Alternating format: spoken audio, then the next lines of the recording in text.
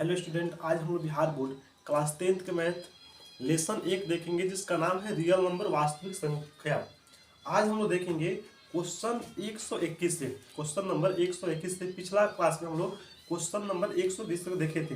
Question number 121 क्या है? निम्नलिखित में कौन अपरिमेय संख्या है? निम्नलिखित में कौन अपरिमेय संख्या? अपरिमेय संख्या क्या है? वैसी संख्या जो p/q के रूप में व्यक्त नहीं की जा सके। अब पहला ऑप्शन यहाँ पे है 4.3, 4.3 और रूट यहाँ पे 4.3 है और 3 के ऊपर बार का चिन्ह है। अगर किसी भी संख्या के ऊपर अगर बार का चिन्ह आता है, ए नंबर ऑप्शन है 4.3 और उसके ऊपर इस प्रकार का बार का चिन्ह है। अगर किसी भी संख्या के ऊपर ऐसे बार का चिन्ह आता है तो वह परिमेय संख्या होगा।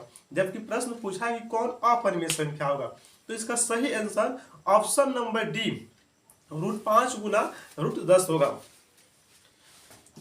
अब हम लोग देखेंगे क्वेश्चन नंबर 122। क्वेश्चन नंबर 122 क्या है?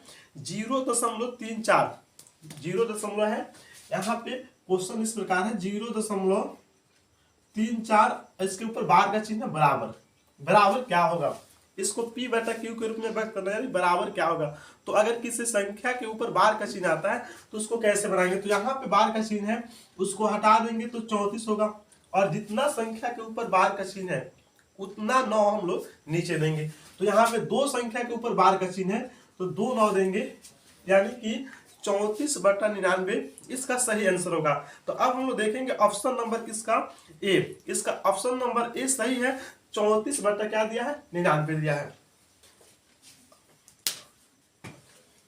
अब हम लोग देखेंगे क्वेश्चन नंबर 123। 123 क्या है? 15 तथा 105 का मौसा है। 15 और 105 का मौसा है।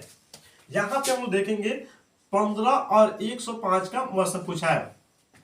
यहाँ पे 15 सत्य क्या होता है? 15 सत्य होता है 105। तो यहाँ पे मौसा कितना आया? 15। तो यहाँ पे 15 और 105 उसका मौसा क्या होगा? उसका मौसा होगा 15, जो कि ऑप्शन नंबर सी दिया है। अब हम लोग देखेंगे क्वेश्चन नंबर 124। क्या बोला है? निम्नलिखित में किसका दशमलव प्रसार शांत है? अब अगर किसी संख्या के हर का भाज्य गुणनखंड करते हैं और वहां पे 2 आता है या 5 आता है तो वह शांत दशमलव प्रसार होगा। अगर 2 5 के अलावा कोई और संख्या आता है तो वह शांत दशमलव प्रसार नहीं होगा। तो यहाँ पे हम लोग देखेंगे ऑप्शन नंबर जो इसका सी दिया है, ऑप्शन नंबर सी देखेंगे तो वह है 17 है और यहाँ पे बटा में 40 है। अब यहाँ पे इसका हर का भाज्य गुणनखंड निकालेंगे। यहाँ पे इसका हर कितना है? 40 है। तो यहाँ पे 40 का अगर अभाज्य गुणनखंड निकालते हैं तो यहाँ पे 2 से 20 होगा और 2 से 10 और 2 से 5। तो इसके हर के अभाज्य गुणनखंड निकाले तो 2 गुना 2 गुना 2 और गुना क्या है? 5 है, यानी कि 2 3 बार है।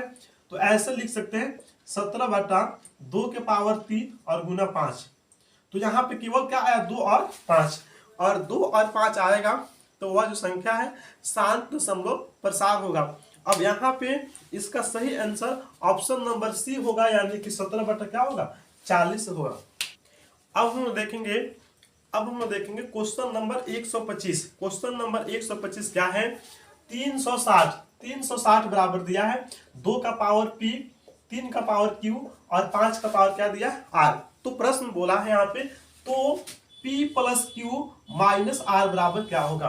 तो p + q - r बराबर क्या होगा? तो इसको कैसे निकालेंगे? तो सबसे पहले यहाँ पे जो 360 दिया है इसका अभाज्य गुणनखंड निकालेंगे। तो 360 का अभाज्य गुणनखंड निकालेंगे तो 2 से यहाँ पे 18 दूना होगा 36 और फिर 2 से इसको विभाजित करेंगे तो 9 दूना होता है 18 और फिर 2 से 45 दूना क्या होगा? 90 और 15 तिया होता है 45 और फिर 3 से 5 तिया होता है 15। अब यहाँ पे जो यहाँ पे 360 दिया इसके हर का यहाँ पे इसका भाज्य गुणनखंड निकाले तो यहाँ पे क्या आया? 2 3 बार आया। तो यानी कि 2 का पावर 3, यहाँ पे 2 3 बार आया है तो लिखेंगे 2 का पावर 3।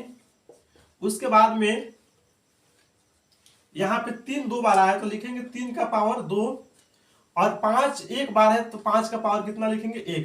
यहाँ पे 360 का अभाज्य गुणनखंड निकाले तो 360 के अभाज्य गुणनखंड में 2 3 बार आया तो 2 का पावर कितना लिखेंगे 3।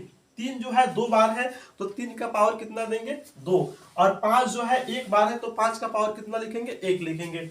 अब यहाँ पे 2 का पावर p यानी कि 2 का पावर यहाँ पे कितना निकला 3 तो यहाँ पर रखेंगे 3 प्लस। अब यहाँ पे 3 का पावर 2, 3 का पावर क्या है q, q का मान कितना निकला है 2 तो यहाँ पे लिखेंगे 2, माइनस है तो माइनस r यानी कि 5 का पावर कितना है 1 तो 1 यहाँ पे करेंगे। अब यहाँ पे ये दोनों जोड़ देंगे, दोनों को जोड़ देंगे 3 और 2 कितना होता है 5 होता है तो यहाँ पे 5 होगा और माइनस क्या है 1 है तो 1 हटाएंगे तो क्या बचेगा 4। तो इसका सही आंसर 4 होगा जो कि ऑप्शन नंबर सी दिया। अब हम लोग देखेंगे क्वेश्चन नंबर 126। क्वेश्चन नंबर 126 क्या है, निम्नलिखित में से किसका दशमलव प्रसार अशांत है। निम्नलिखित में से किसका दशमलव प्रसार अशांत है। अब यहाँ पे किसका दशमलव प्रसार शांत है और किसका दशमलव प्रसार अशांत है उसके लिए हम लोग क्या करेंगे, उसके हर का अभाज्य गुणनखंड निकालेंगे। हर के अभाज्य गुणनखंड में 2 और 5 आएगा तो शांत है और 2 और 5 नहीं आएगा तो वह क्या है अशांत है। तो यहाँ पे ऑप्शन नंबर ए है 19 बटा कितना है 200, वह है ऑप्शन नंबर डी 51 है और बटा में कितना 126। अगर एक यहाँ पे 51 बटा कितना है 196 है। ऑप्शन नंबर डी यहाँ पे इसका अभाज्य गुणनखंड निकालेंगे तो यहाँ पे यह जो है 126 के डी तो यहाँ पे इसका सही आंसर क्या होगा ऑप्शन नंबर डी 51 बटा क्या होगा 126। अब हम लोग देखेंगे क्वेश्चन नंबर 127। क्वेश्चन नंबर 127 क्या है, √81 बटा में 2 है। यहाँ पे क्वेश्चन इस प्रकार है √81 और बटा में क्या है 2 बराबर है 1। यह क्या है, एक परिमेय संख्या है या एक अपरिमेय है या पूर्णांक है या इनमें से कोई नहीं। तो यहाँ पे जो √81 है इसका वर्गमूल कितना होगा 9 और 2 का क्या होगा 2। तो यह जो है p बटा q के रूप में है या p बटा q के रूप में है तो इसलिए यह क्या होगा, इसलिए यह परिमेय संख्या होगा। तो यहाँ पे जो परिमेय संख्या ऑप्शन दिया है देखेंगे ऑप्शन नंबर कितना है, ऑप्शन नंबर ए में दिया है परिमेय संख्या तो इसका सही आंसर ऑप्शन नंबर ए यानी कि परिमेय संख्या होगा। अब हम लोग देखेंगे क्वेश्चन नंबर 128। क्वेश्चन नंबर 128 क्या है, 192 के अभाज्य गुणनखंड में 2 का घातांक क्या है। 192 के अभाज्य गुणनखंड में 2 का घातांक तो यहाँ पे क्या करेंगे, इसका अभाज्य गुणनखंड निकालेंगे। 192 है 2 से 9 गुना कितना होता है 18 तो यहाँ पे 1 और 2 12 होगा और 6 दूना 12। यहाँ पे 2 से 4 दूना 8 और 8 दूना 16। यहाँ पे 2 से 24 होगा और 2 से 12 लिखेंगे यहाँ पे और 2 से क्या होगा 6 और यहाँ पे लिखेंगे 2 से 3। अब प्रश्न बोला है कि 192 के अभाज्य गुणनखंड में 2 का घातांक क्या है। तो यहाँ पे देखेंगे 2 जो है 3 और 3 कितना बार है 6 बार है, 2 का पावर कितना है 6 तो 2 का घातांक कितना है 6 है तो इसका सही आंसर क्या होगा 6। तो देखेंगे यहाँ पे क्वेश्चन नंबर जो 128 है उसका सही आंसर ऑप्शन नंबर सी दिया है यानी कि 6, इसका घातांक क्या होगा 6 होगा। अब हम लोग देखेंगे क्वेश्चन नंबर 129।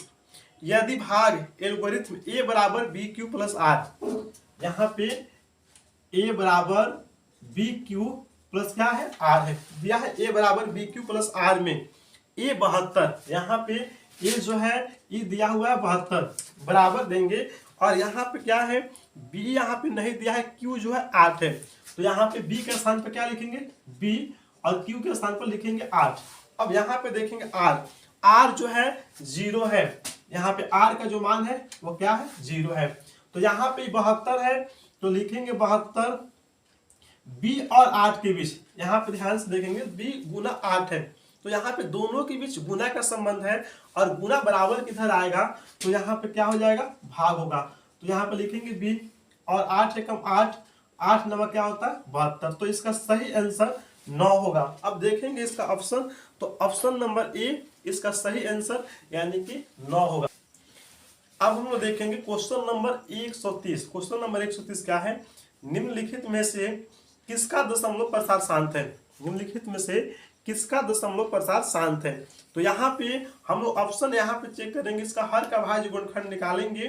तो यहाँ पे जो सही आंसर होगा वो ऑप्शन नंबर सी 17/60। तो जो क्वेश्चन नंबर 130 है तो उसका सही आंसर क्या होगा, ऑप्शन नंबर सी होगा, 17/60 होगा। देखेंगे क्वेश्चन नंबर 131। क्वेश्चन नंबर 131 क्या है, यदि Q एक धनात्मक पूर्णांक है, यदि Q एक धनात्मक पूर्णांक है तो निम्नलिखित में से कौन सा धनात्मक विषम पूर्णांक नहीं है। तो अगर बोला है विषम पूर्णांक नहीं है यानी कि सम पूर्णांक, तो ऑप्शन नंबर यहाँ पे ये जो है 8Q + 1 है। ऑप्शन नंबर बी देखेंगे तो 8Q + 4, यही जो है विषम नहीं है, यह सम रूप में है। 8Q + क्या है 4, यहाँ पे 4 क्या है, तो यहाँ पे 4 जो है सम है।